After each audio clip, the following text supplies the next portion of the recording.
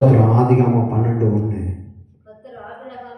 பாருங்க. கர்த்தர் ஆபிரகாமை நோக்கி, நீ உன் தேசத்தையும் உன் இனத்தையும் பாருங்க, உன் தகப்பனுடைய வீட்டையும் விட்டு புறப்பட்டு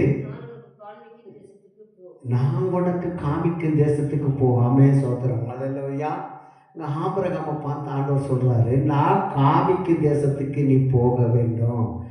அப்போ காமிக்கும் தேசம்னா அங்கே ஒரு ஆசீர்வாதம் இருக்கும். ஆமென் சோதரன். அதனால ஆண்டவர் சொல்றாரு, நான் காமிக்கும் தேசத்துக்கு போ மகனே, போ மகளே, நான் காமிக்கும் தேசத்துக்கு நீ போ.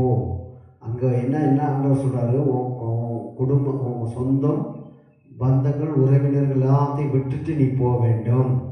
நீ எல்லாத்தையும் விட்டு என்ன செய்யணும், அங்கே கடந்து போகும்போது தேவன் அங்கே தான் ஆண்டவர் சொல்கிறாரு, உன்னை நாங்கள் என்ன செய்வேன், பழகி பெருக பண்ணுவேன். அங்கே என்ன செய்வேன், உன்னை நடத்துவேன். அங்கே என்ன செய்வேன், உன்னை பாதுகாப்பேன். அங்கே என்ன செய்வேன், உன் கரத்தை பிடிப்பேன். அங்கே என்ன செய்வேன், உன்னை வாழ வைப்பேன். அங்கே தான் உனக்கு தெரியாத ஐடியாக்களை ஆண்டவர் கொடுப்பார்.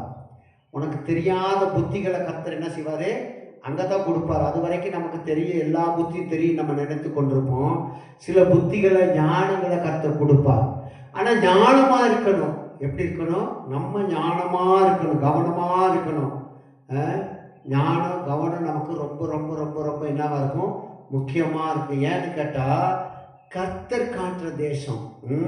அங்கே பாருங்கள், கர்த்தர் அந்த ஆபிரகாமுக்கு காமிக்கும் தேசத்துக்கு நீ போய் என்று ஆண்டவர் சொல்கிறார். அப்போ அங்கே போகும்போது சகல நன்மைகள் இருக்கும். பார்த்தீங்க அப்படின்னா சகல காரியங்களும் இப்போ நமக்கு நன்மையாகவே மாறிட்டு தான் என்ன செய்யணும், போகிறோம். அப்போ ஏன் அப்படி ஆண்டவர் செய்கிறார் அப்படின்னா, சகல காரியங்களும் நன்மையாக மாத்திர தேவனை நீங்கள் என்ன செய்யணும், பிடித்து கொண்டு தேவன் எனக்கு என்னத்தை காமிக்கிறாரோ அங்கே தான் நான் போகணும். அங்கே தான் நான் போய் என்ன செய்யணும், இருக்கணும். அங்கே தான் நான் வாழணும். அங்கே தான் என்னை கர்த்தர் உயர்த்துவார்னு சொல்லி விசுவாசத்தோடு போக வேண்டும். அந்த விசுவாசத்தோடு போகும்போது தான் தேவன் அங்கே என்ன செய்கிறாரு, நம்மளை